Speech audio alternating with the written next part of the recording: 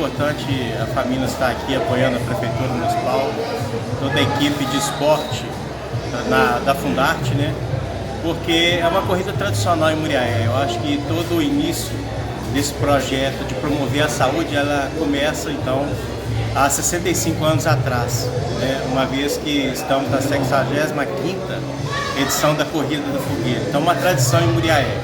E nos últimos 10 anos, essa tradição ela tem se profissionalizado. Então, a gente, através aí, com o apoio da Faminas, tem conseguido trazer atletas de outros municípios para poder participar da nossa corrida, valorizando assim essa participação e promovendo, acima de tudo, a saúde. Então, esse é o grande papel da instituição, apoiar os eventos de esporte em Muriaé e toda a região.